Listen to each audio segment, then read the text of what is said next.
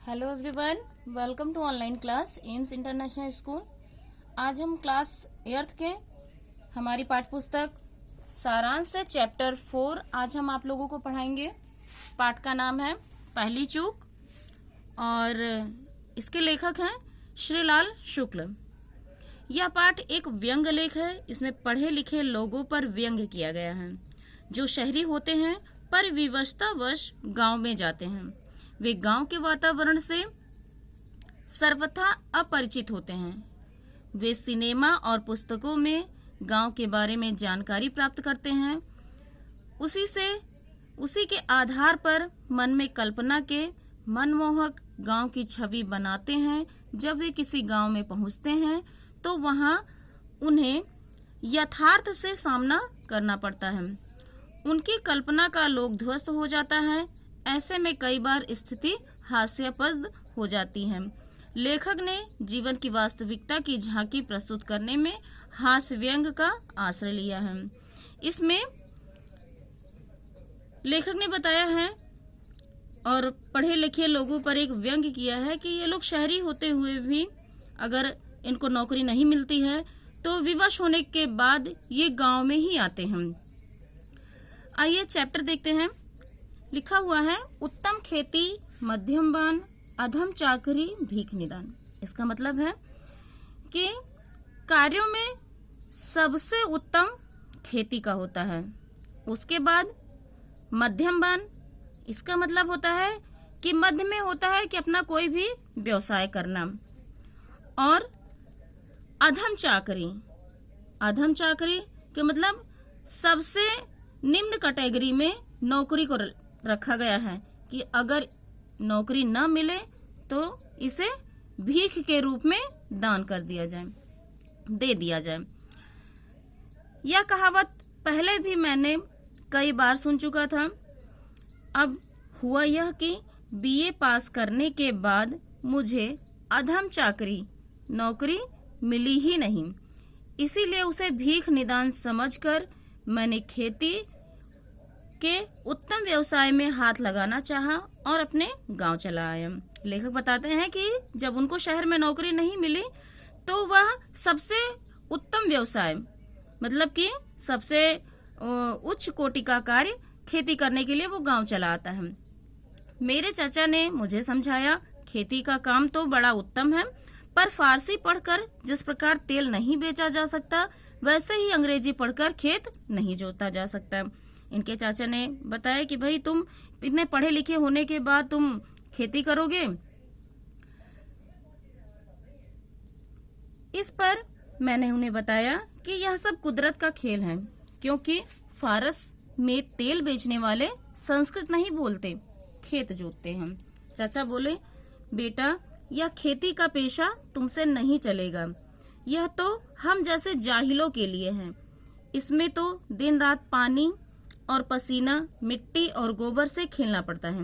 उनके चाचा ने समझाया कि हम लोग दिन भर इसी मिट्टी में, पानी में, पसीने में लथपथ रहते हैं। इस पर लेखक ने जवाब दिया, यह शरीर ही मिट्टी का बना हुआ है और गोबर तो परम पवित्र वस्तु है। मिट्टी का स्थान यदि पंचभूत है तो गोबर का स्थान पंचगव्य है। मेरे मुंह से पवित्रता की बात सुनते ही चचा दंग रह गए। आसपास बैठे हुए लोगों में धन्य है का नारा लग गया। कहने का मतलब कि वहां पर बैठे हुए सभी लोग आश्चर्य करने लगे कि यह कैसे मिट्टी को इतना परम पवित्र वस्तु बता रहा है और गोबर में पंचगव्य को बताते हैं। तब मैंने फिर कहना शुरू किया, और चचा यह खेती जाहिलों का पेशा नहीं है। बड़े बड़ों ने इसकी प्रशंसा की है। कलाइल ने इस पर लेख लिखे हैं। टॉलस्टॉय तो स्वयं ही किसान हो गया। वोल्टेयर खुद बागवानी करता था। ग्लैडस्टन लकड़ी चीरता था। वह अपने देश में भी गौतम जैसे ऋषि गेहूं बोते थे। इसीलिए खेती को उत्तम मानना ही चाहिए। मैं कल से खेती करूंगा, यही मेरा फैसला है। मेरे चचा मेरे बात से प्रभावित तो हुए, पर बोले, बेटा खेती करोगे तो इतना समझ लो कि खेतों के आसपास न तो कॉफी हाउस होते हैं, न क्लब। सिनेमा घरों की गद्देदार कुर्सियों की जगह अरहर की ठूठियों पर घूमना फिरना होता है। लेखक के चाचा ने समझाया कि यदि तुम खेती करोगे तो तुम्हें गद्देदार कुर्सियों की जगह अरहर की ठूठियों पर, मतलब जब अरहर काट लिया जाता है तो थोड़ा से उसके जड़ के पास जो लकड़ी बचती है उसी को ही ठूठियां कहा जाता है, उसी में ही घूमना फिरना पड़ेगा। मैं यहाँ आपको बता दूं कि मुझे सिनेमा का बड़ा शौक है, इसीलिए कि सिनेमा खेती की उन्नति का अच्छा साधन है। सिनेमा के द्वारा खेती का बड़ा प्रचार हुआ है। बड़े बड़े हीरो खेत जोतते जाते हैं और गाते जाते हैं। हीरोइन खेत पर टोकरी में रोटी लेकर आती है। हरी भरी फसल में आंख मिचौली का खेल होता है। फसल काटते समय हीरोइन के साथ बहुत सी लड़कियां नाचती हैं और गाती भी हैं। वे नाचती हैं और फसल अपने आप कट जाती है। ऐसे ही मधुर दृश्यों को देखकर पढ़े लिखे आदमी गांवों में आने लगते हैं और खेतों के चक्कर काटने लगते हैं। इस प्रकार सिनेमा द्वारा खेती की शिक्षा मिलती है। सच पूछिए तो खेती करने की सच्ची शिक्षा मुझे भी सिनेमा से ही मिली है। दूसरे दिन चाचा ने मुझे खेतों पर जाकर काम करने के लिए कहा। मैंने पूछा, खेत कहाँ है? उन्होंने कहा, गांव के दक्षिण की ओर रमेसर के बाग के आगे से गलियारा जाता है। गलियारे के पश्चिम एक राह फूटती है। राह के उत्तर एक मेड़ जाती है। मेड़ के पूरब गन्ने का खेत है। गन्ने के पास बाजरा खड़ा है। वहीं अपने खेत जोते जा रहे हैं। तुम वहीं जाकर काम देखो।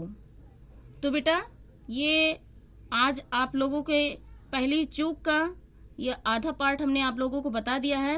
अब लेखक को चाचा ने खेत का पता भी बताया है। अब हमको ये देखना है आगे के वीडियो में कि क्या लेखक गांव के खेत के पास पहुंच जाता है या उसको खेतों के पास पहुंचने में कोई दिक्कत का सामना करना पड़ता है। ये आपको अगले वीडियो में पता चलेगा कि लेखक किस प्रकार अपने खेत में पहुंचता है। तो thanks for watching my video.